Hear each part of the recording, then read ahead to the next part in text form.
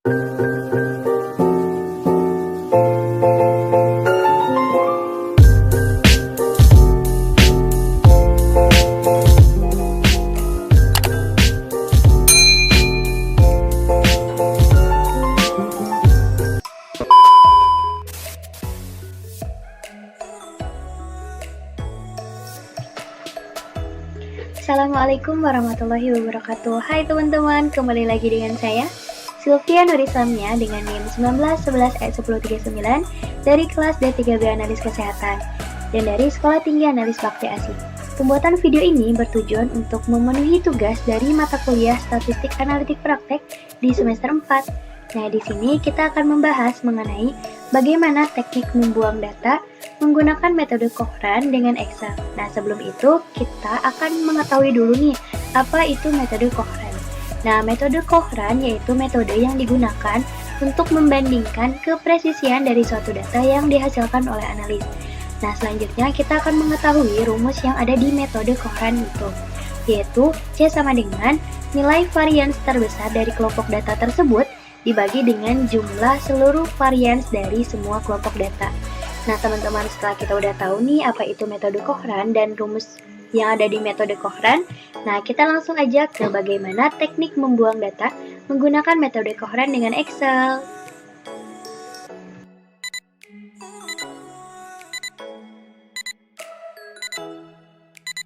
Teman-teman, nah sekarang kita langsung ke prakteknya ya. Nah, yang pertama yang akan kita lakukan yaitu memasukkan data terlebih dahulu. Nah, data ini kita analogikan seperti kita akan menseleksi analisis yang berkompeten untuk kita terima di laboratorium kimia air, di mana mereka melamar kerja di laboratorium kimia air itu dengan mereka akan menganalisis kadar Fe dengan satuan ppm dengan 6 kali percobaan, di mana mereka akan menggunakan sampel yang sama, laboratorium yang sama, instrumen yang sama, dan metode yang sama, dan tentunya dengan keadaan yang sama pula, dan dihasilkan data yang seperti ini. Nah, selanjutnya kita harus menghitung jumlah varians dari setiap analisisnya. Nah, caranya yaitu sama dengan var S, kita blok aja dari percobaan pertama sampai ke 6, kemudian kita enter. Didapatkan nilai 2,2137. Nah, selanjutnya juga dilakukan dengan nilai varians Lukman dan Dewi, sampai Dewi ya teman-teman. Nah, selanjutnya kita langsung ke mencari jumlah varian secara keseluruhan. Nah, caranya yaitu sama dengan sum. Kita blok aja nilai varian Sarah sampai Dewi, kemudian enter. Nah, didapatkan yaitu 4,5973.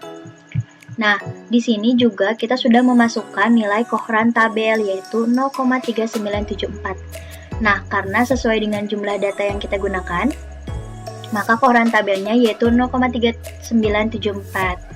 Nah, selanjutnya tentukan varians tertinggi. Varians tertinggi dari data ini yaitu 2,21, yaitu data dari Sarah. Maka dari itu kita akan menggunakan data dari Sarah ya. Nah, langkah selanjutnya yaitu membagi varians tertinggi dengan jumlah varians. Sama dengan kita klik varians tertinggi atau varians Sarah itu dibagi dengan jumlah varians. Sama dengan, jadi Cochrane hitung didapatkan nilai 0,48151 dan Cochrane tabelnya 0,3974. Nah, kemudian langkah terakhir bandingkan Cochrane hitung dengan Cochrane tabel. Kesimpulannya, dapat kita ambil bahwa Cochrane hitung dengan nilai 0,4815 lebih besar daripada Cochrane tabel dengan nilai 0,3974. Maka data dari Sarah perlu dibuang. Nah, jadi karena Cochrane hitung lebih besar daripada Cochrane tabel, maka dari itu data dari Sarah perlu dibuang. Nah, jadi kita akan melakukan uji data selanjutnya dengan data yang baru, yaitu menghilangkan data dari Sarah. Yaitu ada 6 analis yang akan kita uji lagi ya teman-teman. Nah, pengujiannya juga sama kayak tadi. Kita akan menghitung varians. Nah, untuk jumlah variansnya juga dihitung lagi. karena kan kita udah menghapuskan nih ya untuk nilai data dari Sarah, jadi jumlah variasinya pun akan berbeda. Dan tentunya koheran tabel pun akan berbeda, yaitu menjadi 0,447, tergantung dari data yang kita gunakan. Nah, kita akan langsung menghitung saja ya, yaitu tentukan varians tertinggi. Varians tertingginya yaitu Lukman dengan nilai 0,827, yaitu kita langsung menghitung ya teman-teman, sama dengan kita klik aja varians ini, kemudian dibagi jumlah variansnya sama dengan, nah didapatkan hasil 0,3469. Nah, kita bisa ambil kesimpulan dengan membandingkan antara koheran hitung dengan koheran tabel.